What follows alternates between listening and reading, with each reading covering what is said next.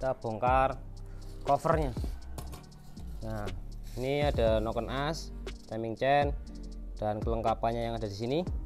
Sekarang kita mau bongkar bagian depannya. Assalamualaikum warahmatullahi wabarakatuh. Halo semuanya, ketemu lagi sama saya Sungging Trenggono di channel saya ST Mobi TV. Dan di video kali ini kita ada kerjaan itu Toyota Avanza 2013, yang mana ini Avanzanya kemarin sebenarnya sudah dibongkar tapi separuh. Keluhannya itu berebet-berebet, kemudian pincang-pincang, air radiator sering kurang. Setelah dilakukan pengecekan, karena waktu pas lebaran kemarin itu pernah overheat sampai kehabisan, sampai mati mesinnya. Jadi cylinder headnya agak sedikit melengkung, ruang bakar nomor 2 dan nomor 3 ini kemasukan air, walaupun tidak banyak tapi kemasukan air, makanya air radiator sering kurang. Kemudian kalau perjalanan jauh itu bisa overheat. Dan setelah dilakukan pembongkaran, pemeriksaan dan penyelepan, diratakan kembali, kemudian kita setting ulang klepnya, kemudian kita pasang, kita rakit, itu hidup normal. Kemudian saat langsam juga sudah oke, nggak ada kendala, suaranya halus. Cuman kendalanya saat digas. Jadi ketika digas itu ada suara seperti knocking, tapi lebih tepatnya itu kalau menurut saya suara dari pistonnya. Jadi teman-teman semua itu harus untuk bisa membedakan antara suara knocking sama suara stang klep ataupun suara sehernya atau pistonnya, itu akan ada bedanya. Walaupun secara secara umum itu mungkin ada sedikit-sedikit samanya, tapi tetap ada bedanya karena ada suara knocking, ada krik gitu. Tapi kalau suara piston itu krek. Jadi ada krik sama krek gitu ya. Jadi ada bedanya tentunya. Jadi itu yang membedanya. Nah, ini kebetulan sudah saya bongkar headnya dan sudah saya turunkan mesinnya tentunya, dan mobilnya ada di belakang saya. Ini kita langsung cek aja. Nih seperti ini nih. Ini yang membuat bunyi krek saat diakselerasi.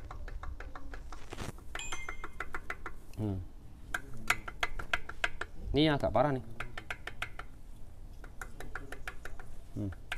Suaranya nyaring ya, cetak cetang gitu. Kita coba putar lagi untuk cek yang nomor 1 dan nomor 4 nih.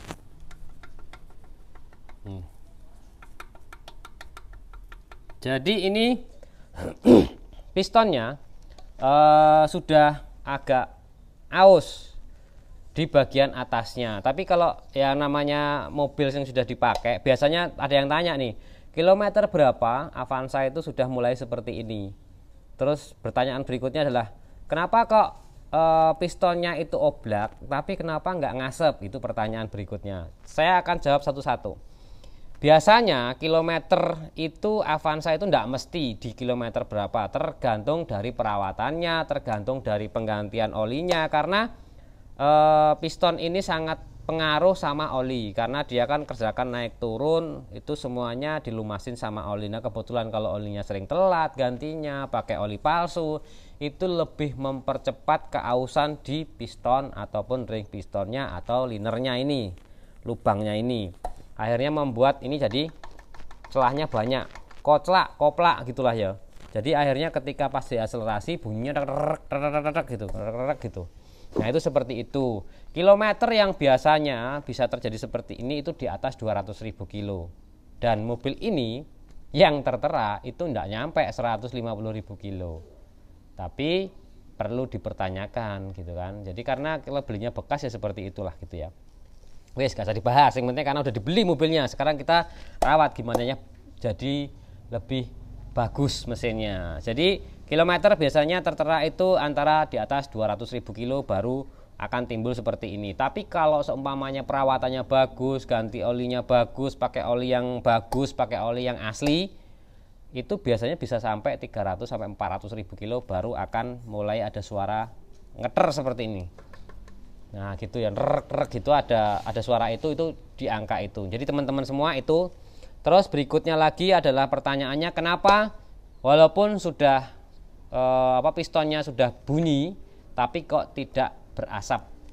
Karena mobil-mobil sekarang itu sudah ada catalytic converter yang pertama. Jadi itu adalah konverter yang ada di knalpot, di exhaust, gimana kalau ada kotoran pembakaran yang tidak sempurna, semuanya itu bisa terbakar di catalytic converter.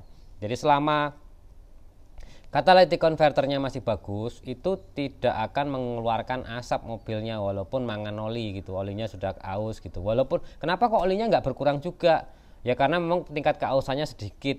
Jadi sini ringnya masih bagus ringnya, tapi pistonnya yang kurang bagus. Ya saya nggak ngerti juga kenapa bahan pistonnya seperti itu. Jadi ringnya masih bagus, tapi pistonnya sudah oblak gitu loh. Nah nih. Gitu teman-teman semua. Jadi ini pistonnya fix. Jadi oblak, oblak itu apa ya? Bunyi gitu loh. Nih. Ini yang nomor 2 parah banget ini. Nomor 3 nih ya, sorry. Suaranya denger nggak sih? Ini kalau tak atasin gini. Gitu loh. Ya semuanya goyangnya agak gede semua dan ini bunyi gitu kan. Kotak gitu. Jadi kalau pas digas rerak gitu. Sekarang kita mau bongkar. Terima kasih semuanya yang sudah subscribe, like dan komen, dan mohon maaf kita belum bisa menampilkan keseluruhan cara bongkarnya, kemudian gimana penggantiannya, karena ini nanti setelah kita bongkar ini akan kita oversize. Biasanya kalau kita kan bantuannya tukang bubut ya, cari tempat bubut yang bagus, kita oversize 0,50. Ini kan standar, jadi kita besarkan 0,50 mili lebih besar lubangnya. Terus kemudian apa aja yang diganti, tentu packing set kita ganti. Jadi semua set mesin ini kita ganti. Kemudian ring sehernya kita ganti oversize 50 juga, pistonnya kita ganti oversize 50 juga. Kemudian olinya juga kita ganti, tentunya coolernya juga kita ganti. Terus kemungkinan nanti kalau memangnya ternyata ini apa namanya koplingnya, komponennya sudah tipis, ya kita ganti sekalian gitu. Terus kemudian setelah dibongkar metal jalan, metal duduknya juga sudah baret-baret, ya sekalian kita ganti. Karena waktu pas bongkar seperti ini adalah waktu yang pas untuk mengeluarkan uang banyak. Ya waktu yang pas untuk merehabilitasi bahasa apa ya? Merehab lagi lah gitu, bukan merehabilitasi tapi merehab lagi mesinnya untuk kembali bagus. Dan yang perlu diperhatikan adalah kita pakai part yang asli atau pakai part yang biasa. Ini pada tertawa-tawa, mohon maaf ya. Ini agak serius tapi nggak usah terlalu serius sekali. Jadi agak sedikit bercanda dikit lah gitu, nggak apa-apa. Tapi intinya adalah kalau kita penggunaan part asli pasti harganya mahal. Mungkin kalau pakai part asli, perkiraan saya kalau pakai part asli semua kita beli ke dealer Toyota itu kita bisa menghabiskan sampai sekitar 10 jutaan, termasuk jasa, termasuk spare part, semuanya, termasuk bubut di tukang bubut semuanya kurang lebih 10 juta.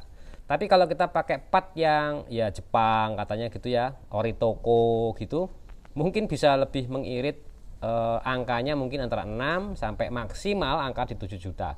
Itu biasanya seperti itu sih. Tapi kalau pengen ngirit lagi, ya dikerjakan sendiri, tentu lebih ngirit lagi. Dibongkar sendiri, beli spare part sendiri, bawa ke tukang bubut sendiri, sip, itu lebih ngirit lagi buat teman-teman. Jadi nggak perlu bayar jasa bengkel, gitu ya. Oke, terima kasih. Saya akhiri, wassalamualaikum warahmatullahi wabarakatuh. Wis, pokoknya nggak usah kayak mumet-mumet, dilakoni, gitu yuk. Assalamualaikum warahmatullahi wabarakatuh.